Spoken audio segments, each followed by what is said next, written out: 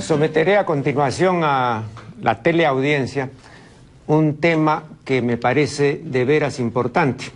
La cuestión es esta: ¿se puede amar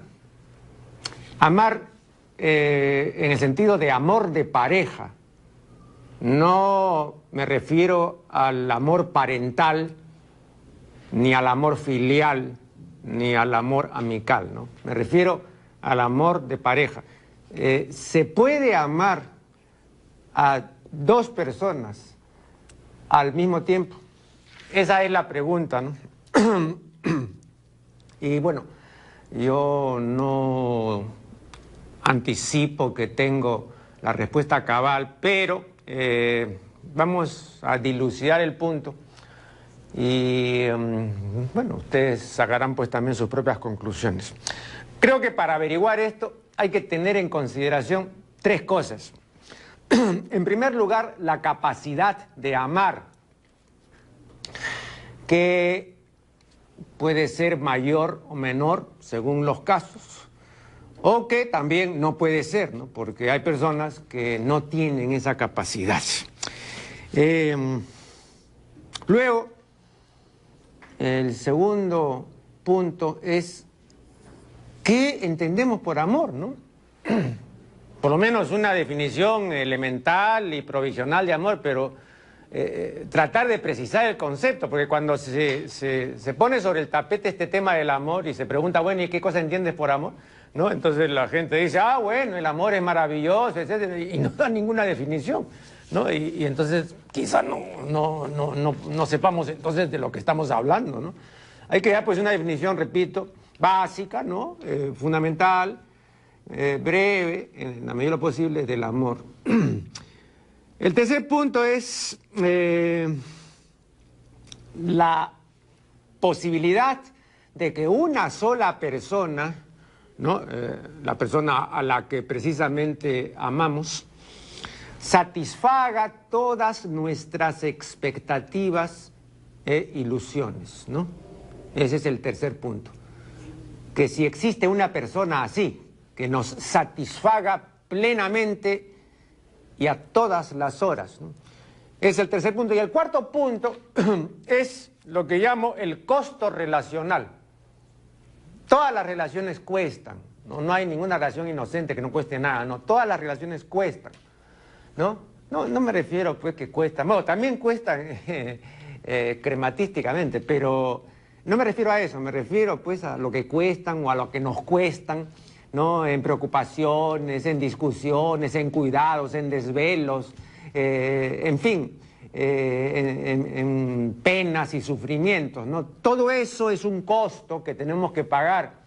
A veces luego se justifica pagar ese costo, ¿no?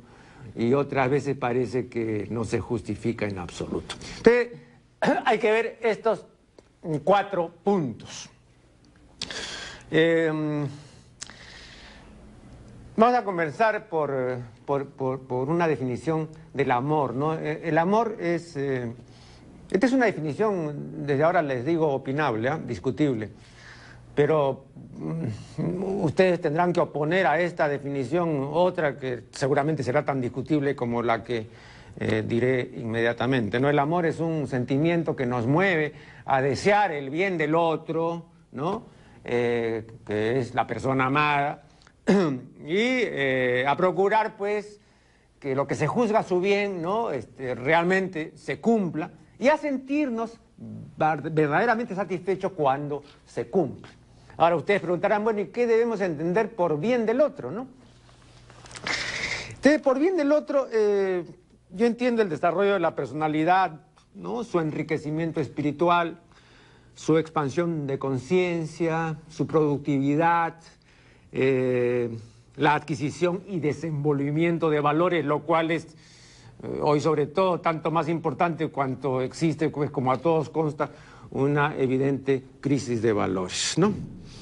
Aún más prevalecen los disvalores. El amor no es, pues, desligable de la personalidad. Es una función de la personalidad y debe ser practicado y acrecentado diariamente y siempre.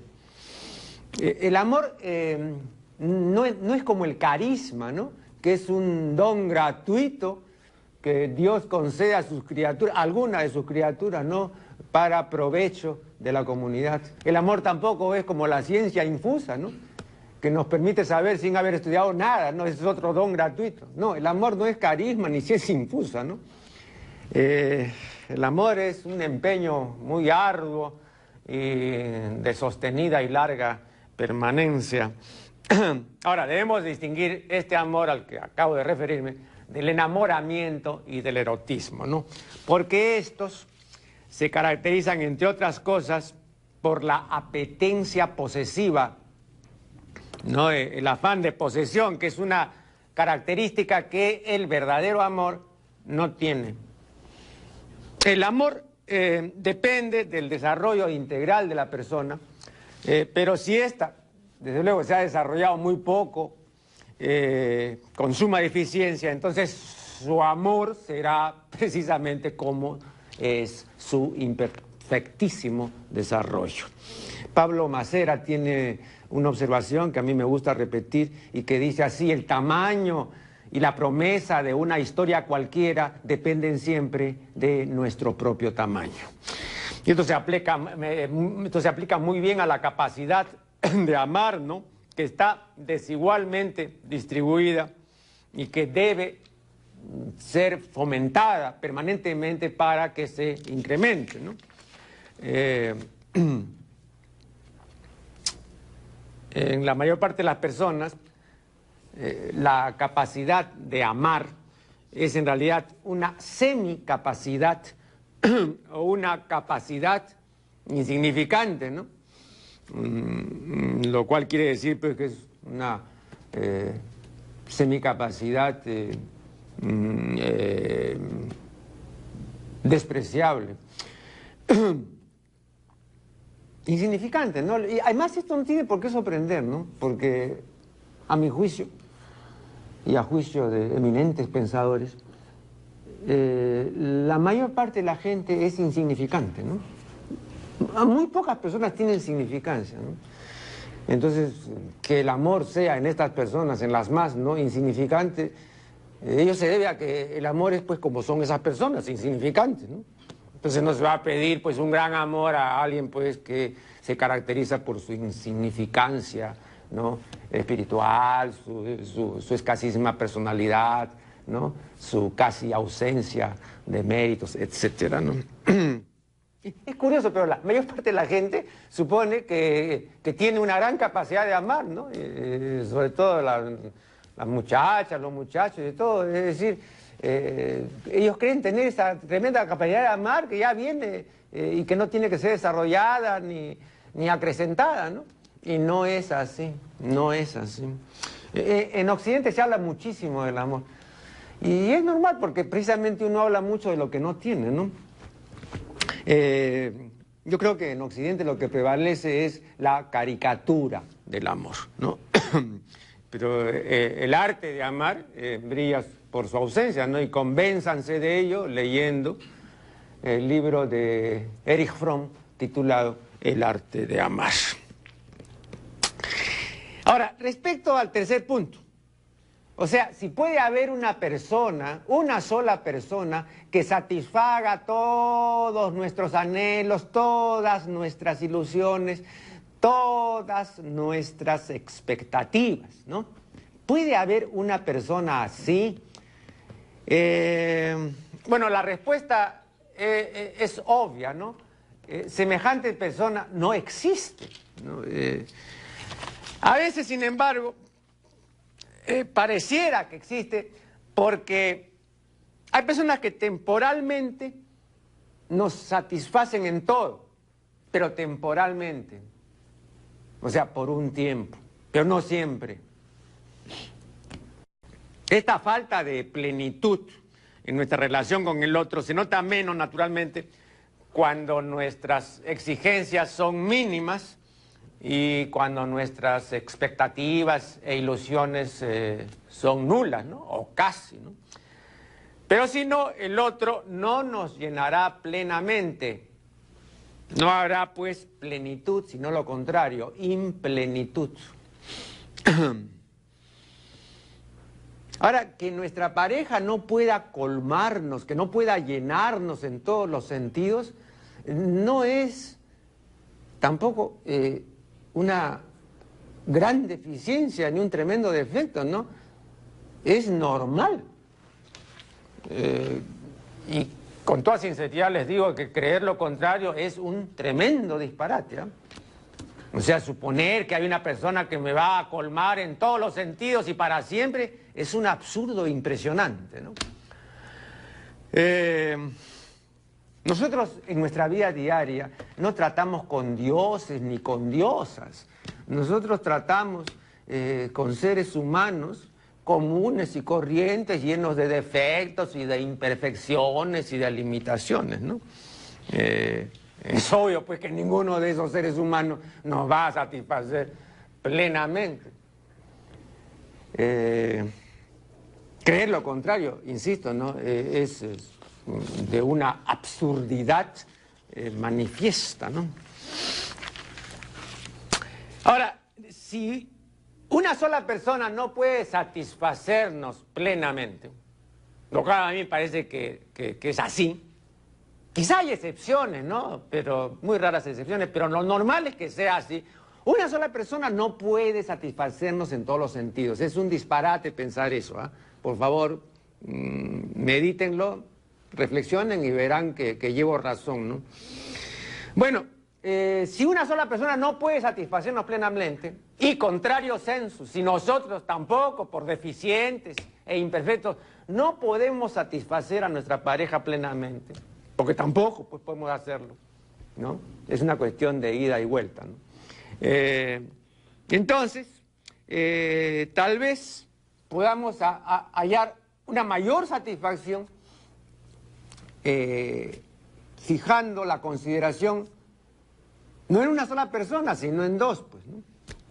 De ahí viene la posibilidad, no digo la realidad, pero la posibilidad, el camino de amar al mismo tiempo a dos personas, puesto que, entre otras cosas, una no puede satisfacernos, ¿no? Claro que ustedes dirán, bueno, y si yo amo a dos personas, esa otra persona también podría amar a otros dos, por supuesto, claro, porque tampoco yo voy a satisfacerme plenamente a la otra persona, ¿no? Entonces es una cuestión que tiene que ser justa, ¿no? No solamente pues, por una parte que va a amar a dos, no, también el otro dice, bueno, tú estás amando a dos y bueno, yo también pues amo a dos, ¿no? Ahora, cuando hablo de esto, no me estoy refiriendo, por favor, no me estoy refiriendo al erotismo, ni me estoy refiriendo a la apetencia amorosa, ni a la posesión amorosa, no. Estoy hablando del sentimiento del amor, no estoy hablando de la pasión amorosa. Son cosas completamente diferentes, al menos para mí lo son. Ahora, yo sostengo que en este sentido que acabo de exponer, sí es posible amar a más de una persona al mismo tiempo. Esto no quiere decir que uno no se pueda encamar pues con 3 o 4 personas al mismo tiempo, ¿no? Bueno, si uno es más o menos un poco o un mucho atleta sexual se puede encamar, ¿no? Yo no me refiero a eso, ¿eh? Yo no me refiero, digamos, al ejercicio sexual, no, yo me estoy refiriendo a lo que ya dije, al sentimiento amoroso.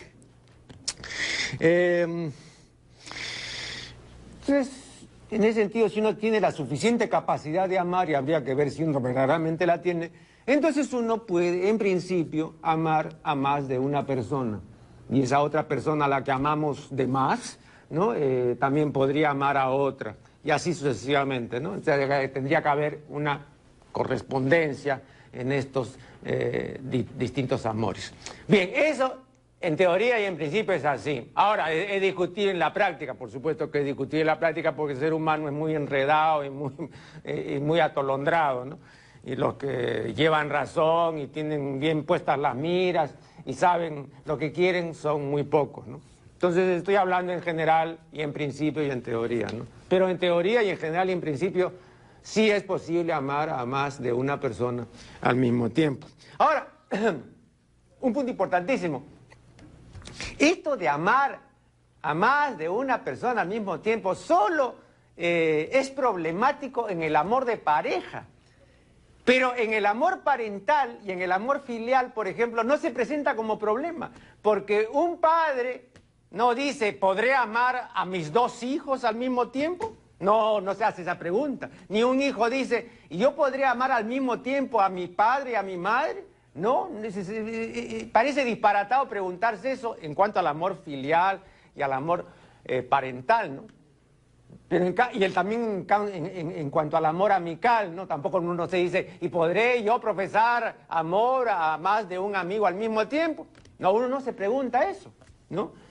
¿Y por qué se lo tiene que preguntar sí cuando se trata del amor de pareja? Esa es una pregunta que dejo para que ustedes la consideren. Hay posibles respuestas, más de una, pero insisto, este es un punto que yo quiero recalcar. ¿Por qué solo en el amor de pareja se presenta el problema de que si podría amar a más de uno, de que si está bien que ame a dos o a tres al mismo tiempo, etcétera? ¿Y por qué no se presenta en el amor de los padres con respecto a los hijos y en el amor de los hijos con respecto a los padres? No hay ningún padre que diga, ¿y podría amar a mi hijo mayor al mismo tiempo que amo a mi hijo menor? Ni el hijo menor se pregunta, ¿y podría amar a mi hermano, etcétera? No. Ahí no se presenta este problema. ¿Y por qué solo en el amor de pareja? ¿No? Hay varias posibles respuestas y en otra ocasión las examinaremos. Bueno, y por último, el cuarto punto es el costo relacional, ¿no? Toda relación cuesta. Entonces también antes de meterse pues, con más de una relación hay que ver cuánto me va a costar esa relación. Porque si me va a costar mucho, si va a ser una sobrefacturación en penas, en preocupaciones, en discusiones, en disgustos y en fin, en una serie de alteraciones del ánimo, entonces sinceramente yo no me voy a meter pues a amar a más de uno, ¿no? Porque si ya con una persona ya es suficientemente problemático, entonces ya es costoso. Ahora, repito, hay costos que conviene pagar porque realmente vale la pena pagar, ¿no? Muchísimos de los costos en materia amorosa, ¿no? Son costos que no vale la pena pagar, ¿no? Sinceramente, yo de ahora lo digo, ¿no? Hay costos elevadísimos que no se justifican en absoluto y que la gente estúpidamente paga, ¿no? Bien, hasta aquí la miscelánea y después de este corte estaremos dialogando con Juan Acevedo.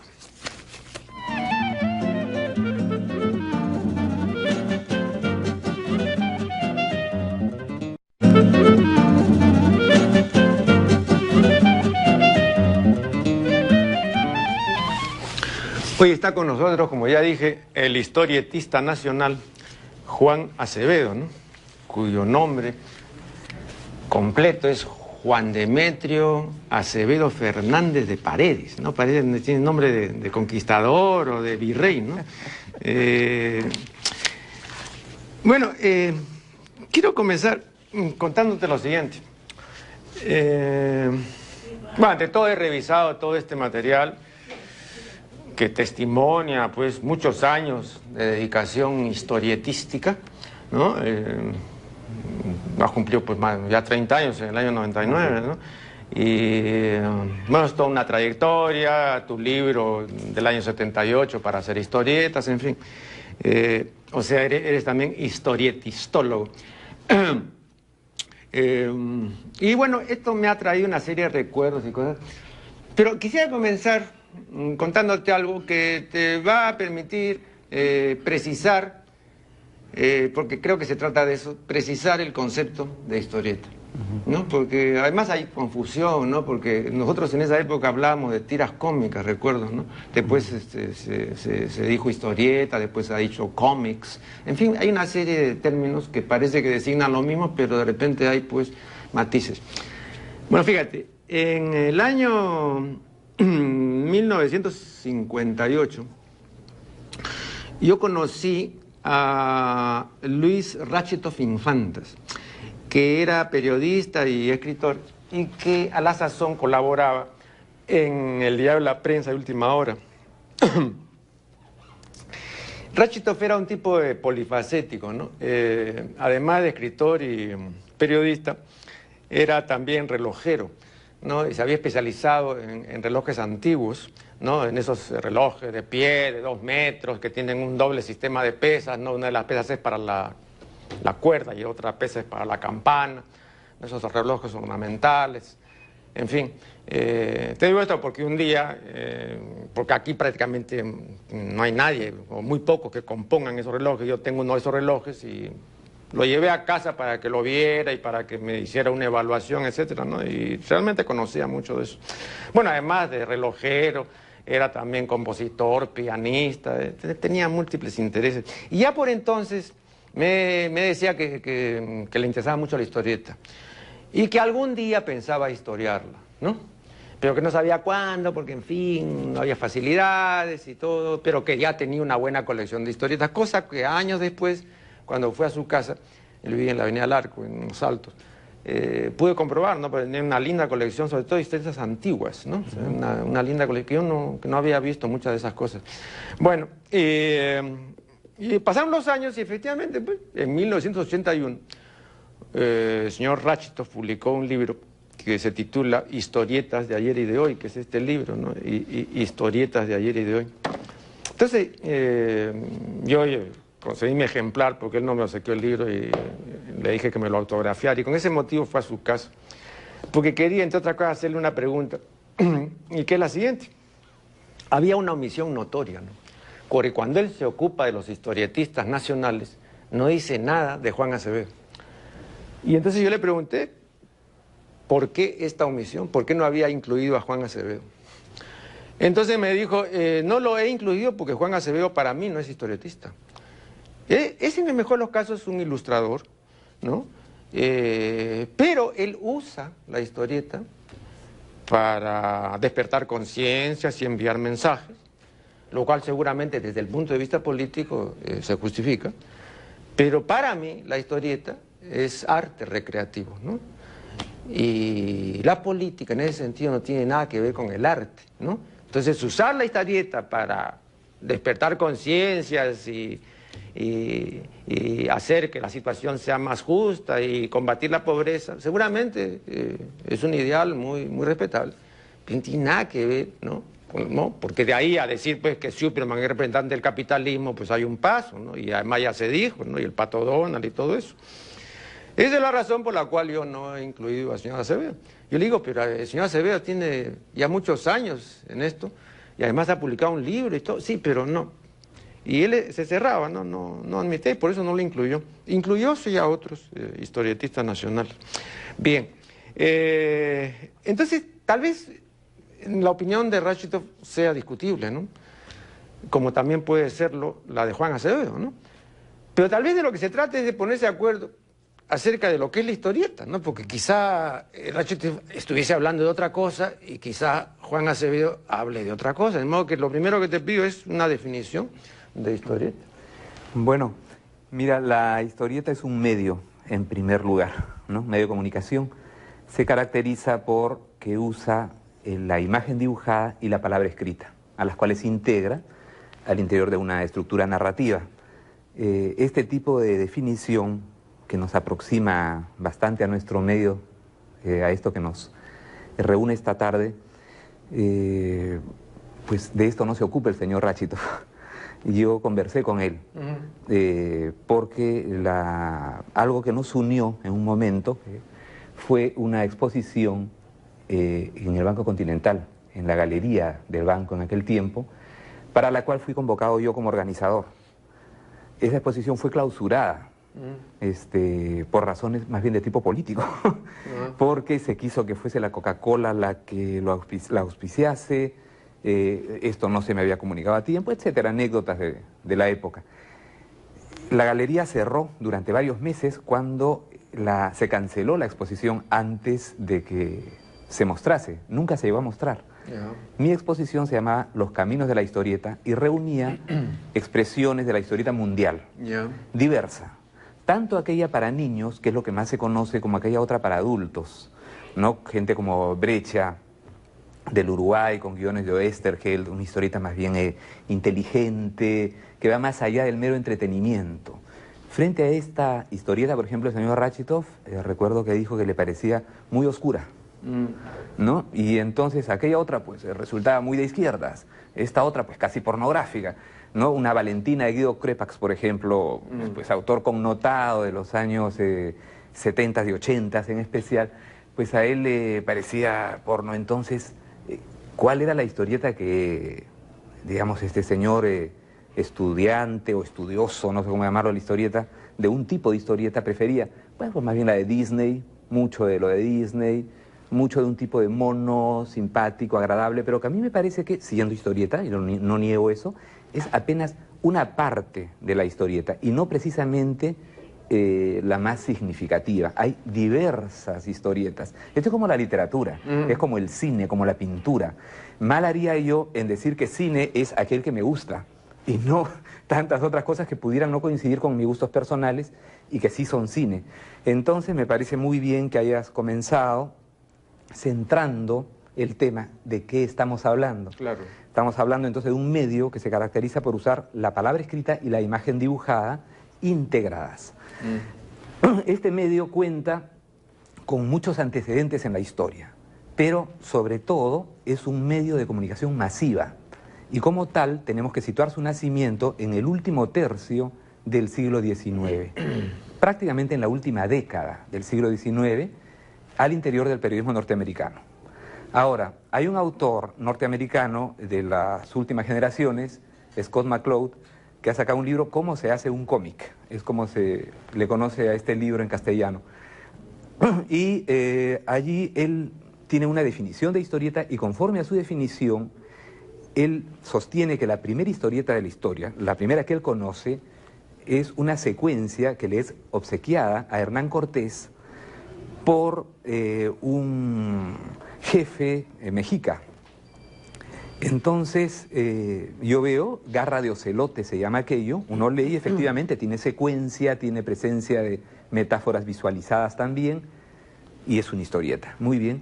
A mí lo que me provocaría es obsequiarle a este autor norteamericano, que me parece muy bueno como crítico de la historieta, una secuencia mochica que viene en un libro de Anne-Marie Hockenheim, que es Iconografía Mochica, en donde vemos todas las características que él menciona para una historieta 1000 años antes que la historieta que él se indica como la primera. ¿No? Qué interesante. Y que es una secuencia mochica maravillosa. Yo creo que historieta, me atrevo a decir, aunque eso no es medio de comunicación masiva, el soporte en ese caso es una pieza cerámica, ¿no? Pero con todas las características que le conocemos a la historieta. Tiene secuencia, tiene metáfora visualizada. La secuencia, pues en este caso se lee de abajo hacia arriba, en forma espiral, recorriendo esta cerámica, ¿no? Y bueno, este término, historieta, es un término que yo prefiero muchísimo, ¿no? Quiero decir, no me gusta el término cómic. El año 92, sin embargo, como quien celebra el 5º centenario, la Real Academia de la Lengua en Madrid nos obsequió lo siguiente, el término cómic, y simplemente le puso tilde y dijo ya, castellanizada está la palabrita. Y es muy difícil castellanizarla, porque ¿cómo sería el plural de cómic, por ejemplo? Claro, sería plural anómalo, pues. Anómalo. Además ellos usan tebeo, ¿no? El tebeo era la designación antigua, pero ellos entraron en problemas en los años 70, porque tebeo designaba a la historieta española para niños. Y así había sido durante varias décadas. Y estaba todo muy bien. Para ellos tebeo era lo que para nosotros chistes. Claro. Maravilloso, digamos, el uso popular del término, y que se origina porque la primera historieta era TVO, 3 letras, y de ahí viene la palabra tebeo. Claro. Entonces, en los años 70 crece la historieta española, se vuelve más compleja, coincide esto con la caída de Franco, entonces surge una historieta adulta, inteligente, interesante, más compleja en sus códigos, en el uso de sus temas, en sus maneras de narrar, autores como Carlos Jiménez o Enric Sió. Y los editores dicen, esto no lo podemos llamar tebeo, porque claro, no tenía esas características para los niños. Esto era otra historieta, madura. Entonces deciden llamarlo cómics, que era, como quien dice, asumamos el dólar como moneda, ¿no? Está más de moda, se sentía como más moderna la cosa, y nos llega a nosotros, como a otros países de América Latina, por las revistas españolas también. Entonces nuestros jóvenes, aquellos que son jóvenes en los años 80, pues van a tomar el término con naturalidad y van a crecer diciendo cómics, sobre todo aquellos que pues ya tienen más afanes de erudición, ¿no? Claro, ahora yo quisiera volver a Juan Acevedo, ¿no? Y es que hay una constante, ¿no? En Acevedo, que en primer lugar él mismo la declara repetidas veces, y por ejemplo acá en su libro Para hacer historietas, con un prólogo de Javier Coma, dice: Juan Acevedo reclama así perentoriamente que los cómics sean un arte para el pueblo y que en su más ética realidad constituyan su voz y su mirada. Y Juan Acevedo se encarga además de insistir, ¿no? En ello, cuando dice, por ejemplo, cuando quien lee es un lector pasivo, limitado a consumir simplemente los productos que se le imponen, no es extraño que ignore cómo funciona el medio a través del cual recibe los mensajes, las argucias que emplea el emisor para orientar sus emociones y sus ideas en una dirección final, la defensa del sistema de dominación. Bueno, y podría yo repetir, pero podría, perdón, abundar en este sentido, porque hay muchas citas que apuntan a lo mismo, ¿no? Mi primera reflexión es lo siguiente, con toda sinceridad. Creo que también acá hay algo de sensibilidad de época. Por ejemplo, Juan Acevedo en 1950 hubiese sido absolutamente inconcebible. Yo tengo el recuerdo clarísimo de lo que significó la aparición de San Pietri, de Julio Ferle, con Última Hora, en 1950.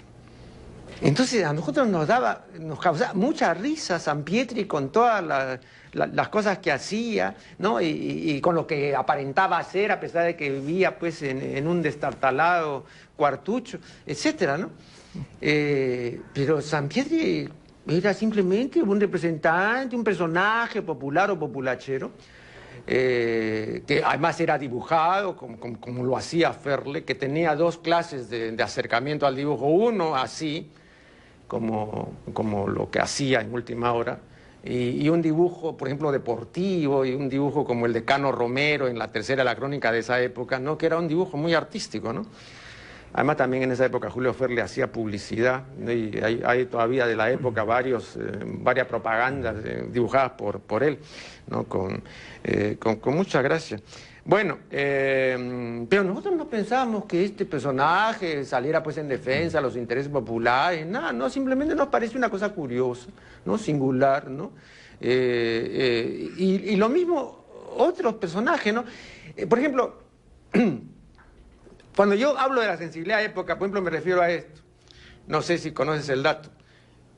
En los años 50, perdón, en 1950, cuando salió Última Hora organizaba concursos semanales de dibujo y pedía a los lectores que enviaran dibujos, historietas, en fin, lo que se les ocurriese, y que el mejor envío iba a ser premiado con 10 soles. Y yo recuerdo que he enviado más de una vez, y en alguna oportunidad me publicaron mi dibujito, ¿no? Y hemos enviado con otros amigos que también han logrado, ¿no? Menciones honrosas o sus 10 soles, ¿no? Y cuando yo he concurrido a Última Hora, y he conversado en esa época con Julio Ferle, él me abría los cajones, está absolutamente llenos de dibujos, de envíos de los lectores, ¿no? Era una cantidad impresionante y fue realmente algo de una gran aceptación, ¿no? Cosa que no sé ahora si ocurriría, pero en esa época, ¿no? Sobre todo en la Argentina, que yo recuerde, existían muchos institutos de dibujo por correspondencia.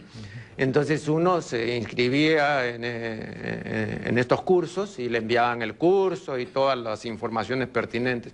Y tengo otro dato que me parece también bien significativo y no sé si lo conoces.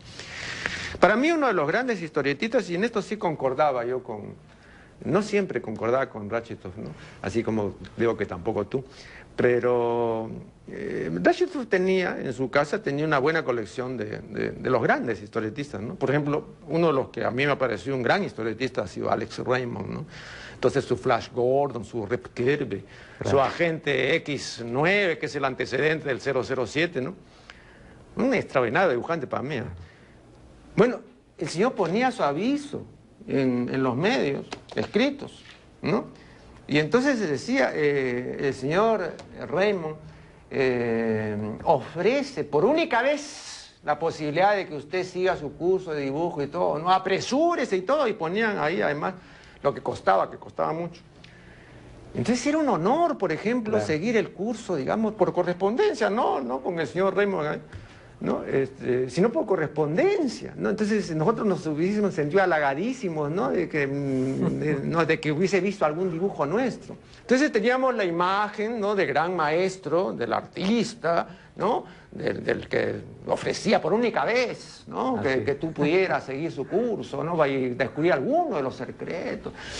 Entonces era algo bastante ajeno a las motivaciones de orden social, y mucho menos contestatario, ¿no? Yo creo que todo el contestatarismo ha venido pues ya con el movimiento, digamos, contracultural de los años 60 para adelante, ¿no?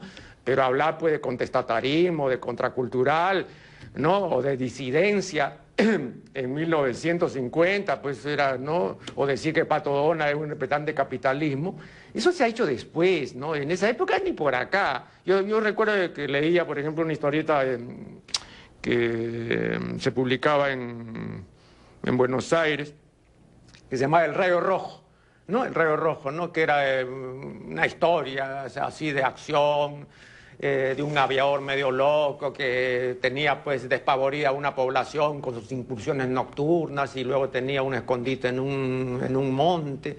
Bueno, para mí eso me fascinaba, ¿no? Yo consumía todo esto, todas las semanas leía El Rayo Rojo y en fin, una serie de cosas, ¿no? Pero te advierto que era solamente por irme a una realidad que no tiene nada que ver con la cotidianidad, ni con la pobreza, ni con los problemas del país, ¿no? Sino que era otro mundo, por supuesto, ¿no? Pero era sensibilidad de época. Mafalda en esa época, por ejemplo, hubiese absolutamente inconcebible Mafalda. Mafalda ha venido mucho tiempo después, ¿no?, ya con una conciencia crítica que no existía, digo, en los años 50. Pero para que nos digas todo lo que tienes que decirnos al respecto, primero tenemos que hacer un corte.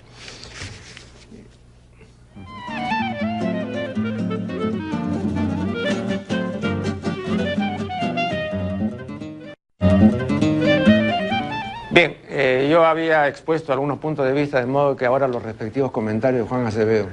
¿Cómo no?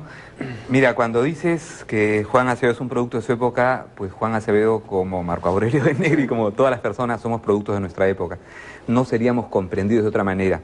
Algunas personas tienen la suerte de trascender a su época, ¿no? Y ese es el caso de Alex Raymond, al que has citado. Él es uno de los grandes, son tres grandes en la década del 30. Así es. ¿No? Es Raymond, Hogarth y Foster. Así es. ¿No? Son los tres grandes, así como hablar de Miguel Ángel, Leonardo y Rafael. Son los caracterizan a lo que es la década de oro de la historieta, que se produce luego del crack del año 29. Entonces es interesante cómo en esa década, a contrapelo de lo que ocurría con la sociedad norteamericana en la Gran Depresión, la historieta y los universos de ficción que abre se van a convertir pues en el medio por excelencia, ¿no?, para, digamos, atraer a todas estas personas que pasaban grandes dificultades en esa década. Actualmente es otro el panorama, ¿no? En el caso de Quino, ¿no?, al que también he citado, crea Mafalda a mediados, un poquito antes, de los años 60, y digamos, decide que debe terminar hacia el año 73. Es algo extraordinario que continúe publicándose hasta el día de hoy, por ejemplo en el diario Comercio, que sigue Mafalda. ¿Cuánto tiempo después y continúa saliendo las mismas tiras que él hizo hasta el año 73? Es el genio. Claro. El genio logra, digamos, superar estas olas, ¿no?, en las cuales vivimos. Ahora, en relación a estos párrafos que has leído de mi libro para hacer historietas, allí no me refiero tanto a la historieta en sí como medio, sino a la historieta popular, ¿no? La historieta popular, un proyecto que nace a partir de talleres en los cuales lo que se quiere es democratizar este medio. Es decir, que no sea solo patrimonio de las personas que nacen con el don del buen dibujo, ¿no?, que luego lo van a cultivar ciertamente con el talento narrativo, sino que hay que descubrir ese talento también en todas las personas, ¿no? No pretendo que decir que todos se pueden convertir en artistas. Eso ya sabemos que es para unos cuantos, ¿no? Pero sí que todos pueden aprender a comunicarse a través de la historieta. Así como podemos escribir una carta y eso no nos convierte en García Márquez o en Cervantes, ¿no? De igual manera la gente podría expresarse a través de la historieta. Y lo que queríamos con este método, que es el que sistematizo en el libro para hacer historietas, es que este medio sea algo que está al alcance de todas las personas, que es algo en lo cual se puede alfabetizar, que las personas todas pueden aprender a dibujar, no como ángeles, ¿no? Pero pueden aprender a comunicarse a través del dibujo. Se han hecho en estos talleres historietas a veces rudimentarias en el dibujo, pero extraordinarias en la secuencia, maravillosas, ¿no? De eso hay múltiples pruebas en diversos países en los cuales he trabajado estos talleres, que son básicamente los países de América Latina, también España, Alemania, en los cuales he hecho estos talleres durante ya, desde el año 75, mira, ¿no? Estamos hablando de un proyecto ya que tiene 26 años.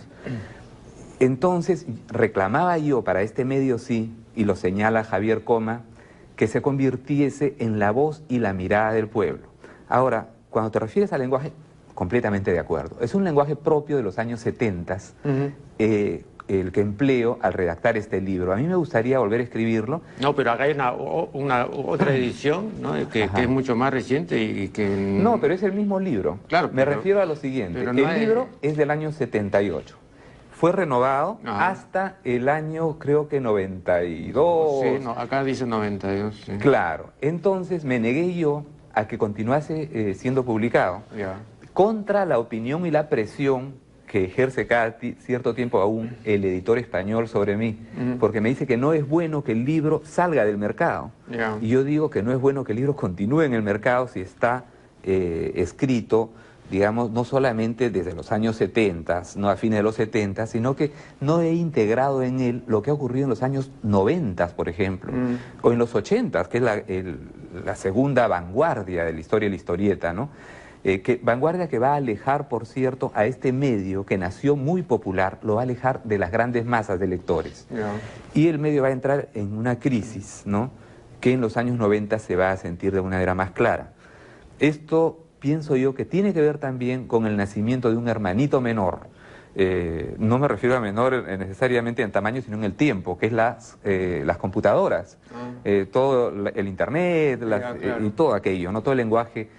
Y entonces cada vez que nace un nuevo hermanito, los medios anteriores entran en crisis de identidad. Esto ocurrió con la pintura, cuando surgió la fotografía, ¿no? Y cuando nace la historieta, también otros medios van a entrar en crisis hasta que años después, superado este periodo, van a tomar de la historieta. Entonces en la pintura, por ejemplo, surge el pop art, que va a tomar viñetas de la historieta va a proyectarse a otros medios también, como la publicidad, el diseño, la moda, etcétera, ¿no? A mí me parece un medio extraordinario que está en el cruce, ¿no? En un cruce de caminos donde se encuentran la palabra escrita, la imagen dibujada, y desde ahí va a proyectar también a otros medios. Es un hermano del cine más bien, ¿no? Ahora, a propósito de eso, ¿no? Brevemente, un día, conversando en televisión con Armando Robles Godoy, el cineasta, yo le dije, oye, de esto hace muchos años, acababa de morir Chaplin, y entonces yo le dije, bueno, yo no soy especialista en cine, le dije, pero tengo algunas apreciaciones al respecto, y te diría lo siguiente, ¿no? Si tú te acercas a esta figura que en nuestra niñez nos hizo sonreír, a mí no me hacía reír como a los abuelos, según me contaban las tías, los hacía reír, pero así tremendamente Chaplin. Incluso un día conversando con el doctor Sánchez, él me decía, es que era el payasito de la Belle Époque, ¿no? Y nosotros nos hacía reír tremendamente, ¿no? Y yo le dije, bueno, tal vez, pues, pero también es sensibilidad de época, ¿no? En los años 50, Cantinflas salía en una escena sin pronunciar palabra y toda la gente se reía. Eso lo he podido vivir yo, ¿no? Y ahora Cantinflas no hace reír a nadie, ¿no? Pero en esa época era algo sensacional. Entonces igual Chaplin. Yo le dije, fíjate, pero además de eso, además de los aspectos puramente ya técnicos de su quehacer cinematográfico, que también merecen una serie de reparos, ¿no? Pero tal vez, claro, podrían ser explicables por la tecnología de la época, en fin, por las limitaciones. Pero si tú te fijas más en el personaje, por ejemplo, en el plan amoroso, le decía yo, y esto ha sido ya observado por varios pensadores, ¿no? Chaplin es un perfecto reaccionario, ¿no? Chaplin, frente a la amada, a lo único que atina es a hacer movimientos torpes, bruscos. No hay una película de Chaplin en la que él bese en la boca a la amada, jamás, no hay ni una. Y no hay ni una película en la que ni por error esa amada sea una mujer casada, ¿no? Eso es absolutamente inconcebible en Chaplin. O sea que es un amor de lo más puro y de lo más, pues, pero en un sentido de acción católica o de Opus Dei, ¿no? Y sin embargo, tiene escenas, tiene secuencias Chaplin, ¿no? De una realización, ¿no? Increíble, como por ejemplo cuando ayuda a la florista ciega para que se opere, y cuando ella recorre la vista y lo ve pues que era un monigote y se va con un galán apuesto, y entonces él, en la secuencia que nos hacía como ver, con una flor en las manos, ve cómo se aleja la pareja, ¿no? Y es emocionante. Y le decía, ¿y por qué es emocionante eso, no? Porque a mí me parece, si uno lo juzga fríamente, es una escena pues bastante cursi, ¿no? Es una cosa bien trivial, ¿no? Y sin embargo, hecha por él, no. Me decía que fíjate una cosa, olvídate tú de ese reaccionarismo de Chaplin y que no haya besado jamás a una mujer en la boca y ni que por error se haya fijado una mujer casada. No, pero en Chaplin no hay, nada de eso es importante. Nada de eso es importante. Y entonces, ¿qué es lo que lo salva, Chaplin? Me decía. Yo le decía, ¿qué es lo que lo salva? Me dice, la chaplinidad. Eso es absolutamente intransferible. Si esa escena de la flor, que ve que se aleja de la pareja, es conmovedora, es porque la hace él. Y eso es pura chaplinidad, eso no se puede duplicar. Pero el resto, no. Entonces, si tú te vas a acercar a la Chaplin por el lado social, o por el lado amoroso, o por la liberación sexual, no puedes, no vas a ningún sitio. Entonces, con esto se rescataba el carácter artístico, claro, ¿no? de Chaplin. Entonces, lo mismo diría yo con las historietas, ¿no? Igualito, incluso estas mismas palabras tuyas, este criterio tuyo, este rigor, se volvería contra algo que has defendido hace un momento, que es el Pato Donald. No, yo no defendía al Pato Donald. De alguna manera te has opuesto a que se le juzgue políticamente también, lo cual también tiene su validez. No se le puede juzgar, se puede caer en exageración. Claro, no se le puede juzgar. Pero digo, en el caso del amor, por ejemplo, ¿no? Chaplin, señalas, no se atreve a besar en la boca. Era la sensibilidad de la época y una moral victoriana que está ahí presente reciamente, ¿no? Sí. En el caso de Disney, ¿no? Lo señala Dorfman y Matelar en este libro tan vilipendiado también, pues las relaciones son básicamente de tíos y sobrinos. Entonces, ¿qué ocurre allí? La única relación, creo, en la cual es padre e hijo es el lobo feroz y lobito. No es casual, digamos, que justo el malo es el único que tiene hijo y todos los demás son tíos y sobrinos. Es que, ¿qué negación es esa de una relación normal entre padres e hijos, y qué manera de negar la reproducción natural? Ni siquiera estoy entrando en el terreno político como aquello que tiene que ver con las luchas reivindicativas económicas. No. Simplemente esto que señalas tú, el terreno del amor. Así como se da en el cine, se da en otros medios también. Perdón, pero en el Pato Donald, por ejemplo, te cuento rapidísimamente. ¿Cómo no? Había cosas que ahora, y no ahora, pues ya también en esa época, eran completamente reaccionarias, ¿ah?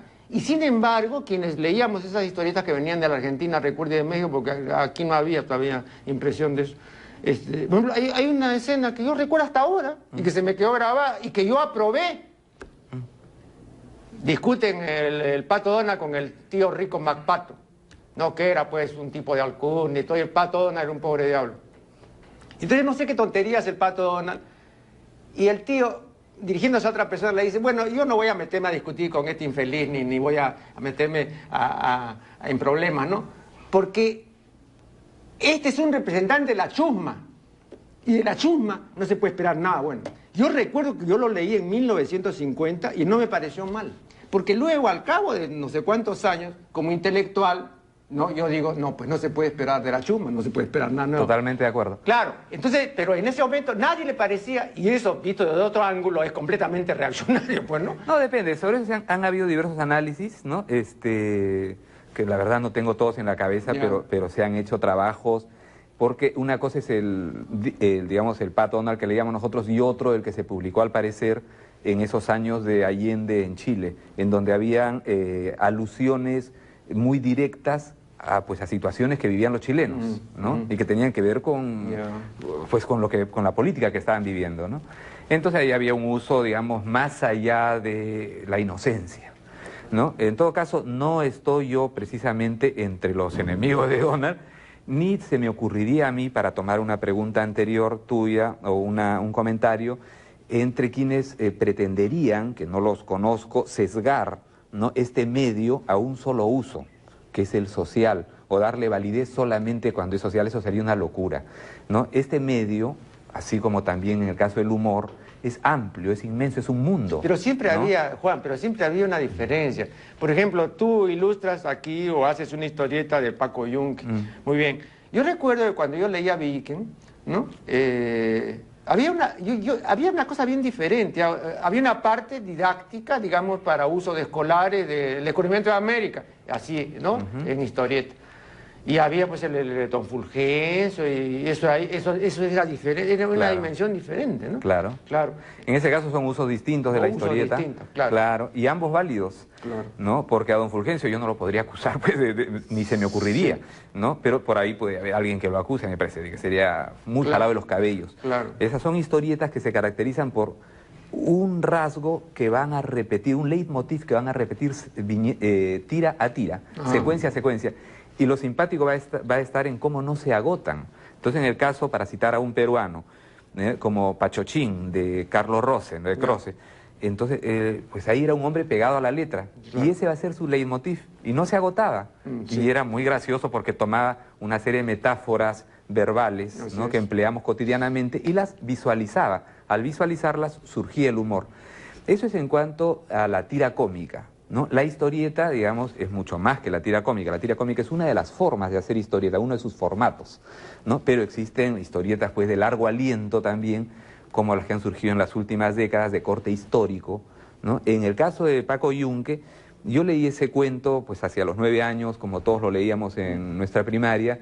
Me hizo llorar mucho, me tomó el tema, y me prometí a mí mismo desde esos años, mira, que algún día lo haría en dibujos, ¿no? Lo cual hice hacia mis 24 años, y que comencé la historieta, la dejé, y cerca a los 29 la terminé, ¿no? Oye, una pregunta que, bueno, tú que conoces a fondo este asunto, ¿no?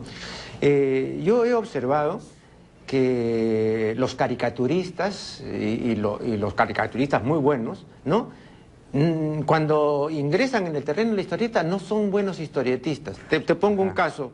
Fíjate, creo que un extraordinario dibujante y un gran caricaturista es Carlín, pero como historietista no lo veo. No, entonces, y te voy a poner otro caso, a quien yo conocí, pero la diferencia generacional era muy amplia, don Julio Málaga Grenet, el más grande. Pero no hacía historietas.